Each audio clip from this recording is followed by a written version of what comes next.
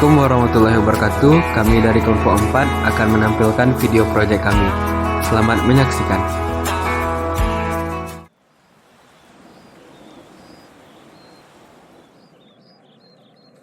Bagaimana sih elang berburu mangsanya? Elang mengelilingi mangsanya, membentuk lintasan spiral hingga elang mendekati mangsanya.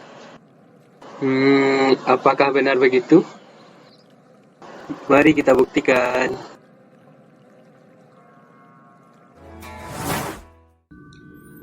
Elang adalah salah satu predator ganas bagi para mangsanya. Elang juga memiliki cara berburu yang unik, di mana ia akan melihat mangsanya menggunakan salah satu matanya untuk ketajaman visual yang maksimal. Saat elang mengintai, ia akan memutari mangsanya berulang kali dengan sudut yang konstan untuk menjaga arah penerbangan hingga ia mencapai mangsanya. Untuk mendapatkan gambar yang stabil saat terbang, elang akan mengusahakan kepala mereka dalam keadaan yang stabil. Titik 1. Hubungan antara jarak elang dan mangsanya terhadap sudut rotasi. Pertimbangkan jalur pemburuan elang pada bidang horizontal dengan kita mengasumsikan bahwa elang mempertahankan jalur pemburuannya pada sudut konstan yang disebut dengan alfa terhadap mangsanya, di mana nilai alfa itu sendiri lebih besar dari 0 dan lebih kecil dari pi per 2. Jarak awal elang terhadap mangsanya adalah r theta, dengan theta adalah sudut rotasi yang mengidentifikasi posisi elang. Jarak antara elang dan mangsanya akan berkurang seiring dengan pertambahan sudut rotasi theta. Posisi elang dapat digambarkan pada sistem koordinat kartesius, akan tetapi struktur spiral pada jalur pemburuan elang tersebut membutuhkan pendekatan yang lebih sederhana. Dari gambar 2 tersebut, kita dapat menentukan nilai r theta plus delta theta, nilai A, nilai tan alfa, dan nilai B. Dari gambar kedua, kita dapat menemukan nilai r theta plus delta theta, nilai A, nilai tan alfa, dan nilai B. Dengan menggunakan rumus trigonometri, kita terlebih dahulu mencari nilai cos delta theta untuk menemukan nilai r theta plus delta theta. Rumus cos itu sendiri adalah samping per miring, di mana nilai sampingnya adalah r theta min B dan sisi miringnya r theta plus delta theta. Lalu dipindah ruaskan sehingga didapatkan nilai r theta plus delta theta dan kita jadikan itu sebagai persamaan 1. Setelah itu, kita menentukan nilai A dengan menggunakan rumus trigonometri dari sin, yaitu depan per miring, di mana depannya itu adalah A dan miringnya r theta plus delta theta. Lalu dipindah ruaskan sehingga didapatkan nilai A adalah sin delta theta dikali r theta plus delta theta, dan kita jadikan itu persamaan 2. Kemudian, nilai tan, rumus trigonometri dari tan adalah depan per samping, di mana nilai depannya adalah A dan nilai sampingnya B. Kemudian kita jadikan tan alfa sama dengan A per B adalah persamaan ketiga. Langkah selanjutnya, untuk mencari nilai B, kita substitusikan persamaan 2 ke persamaan 3. Lalu dipindah ruaskan dan didapatkan nilai B, dan kita jadikan itu sebagai persamaan 4. 3.2. Formula yang tepat untuk menghitung jarak awal antara elang dan mangsanya setelah terjadi perubahan kecil pada theta adalah dengan mensubstitusi persamaan 4 ke persamaan 1 yang telah diperoleh sebelumnya. Sehingga jarak awal antara elang dan mangsanya setelah terjadi perubahan kecil pada theta adalah r theta plus delta theta sama dengan r theta per cos delta theta ditambah sin delta theta per tan alfa.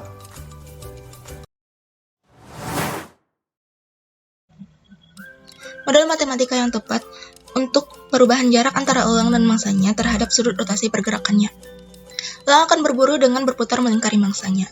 Jarak elang terhadap mangsanya itu akan terus berkurang seiring dengan pertambahan sudut rotasi theta. Proses ini dapat kita gambarkan dengan menurunkan persamaan diferensial dari jarak r antara elang dan mangsanya terhadap sudut rotasi theta.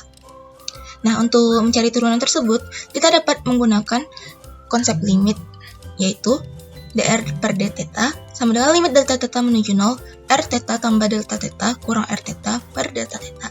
Tadi sudah kita peroleh nilai r theta tambah delta theta, sehingga tinggal kita substitusikan, sehingga kita peroleh dr d theta sama dengan limit delta theta menuju 0, r theta per cos delta theta tambah sin delta theta per tan alfa dikurang r theta per delta theta.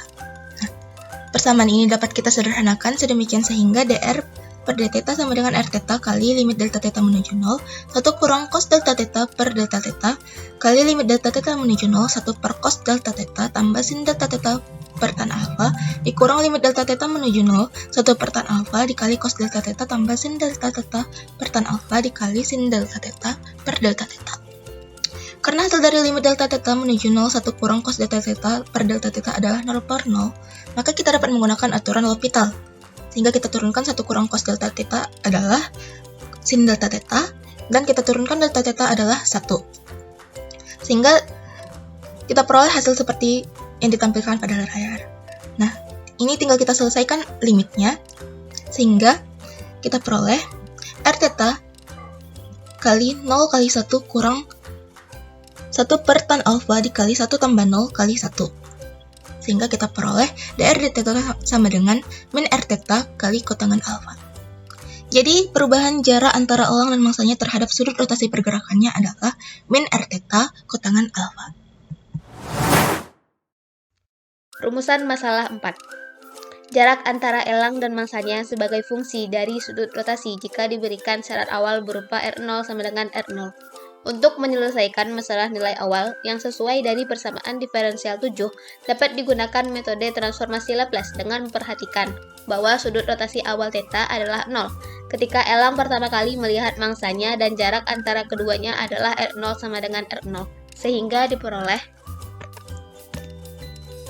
dr per d theta sama dengan min r theta dikali kotangan alfa.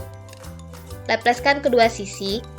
Lalu dikarenakan kotangan alfa bernilai konstanta, kita dapat mengeluarkannya, sehingga menjadi Laplace dari dr per d theta sama dengan min kotangan alfa dikali Laplace dari r theta.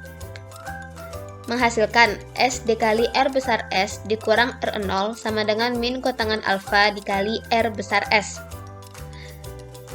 Sehingga menjadi R besar S sama dengan R0 per S tambah kotangan alfa.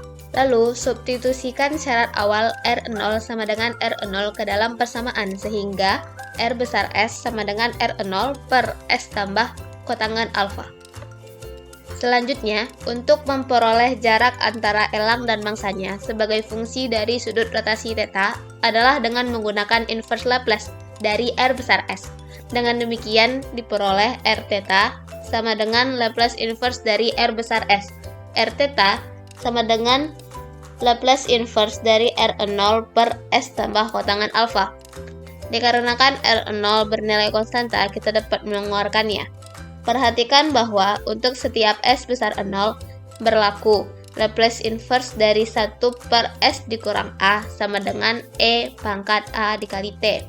Sehingga diperoleh R0 sama dengan R0 dikali E pangkat min theta kali kotangan alfa.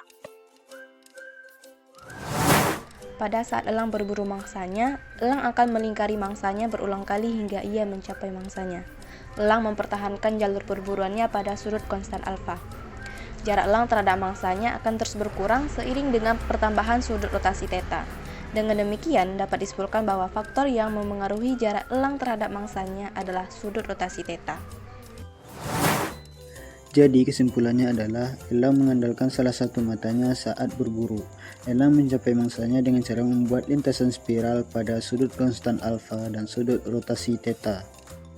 Panjang lintasan dari jalur penerbangan elang dipengaruhi oleh sudut terbang elang menuju mangsanya, yaitu sudut konstan alfa. Semakin besar nilai alfa, maka panjang lintasan elang menuju mangsanya juga semakin jauh. Jarak antara elang terhadap mangsanya dipengaruhi oleh sudut rotasi pergerakan elang, yaitu theta. Jika sudut rotasi theta bertambah, maka jarak antara elang dengan mangsanya akan semakin dekat.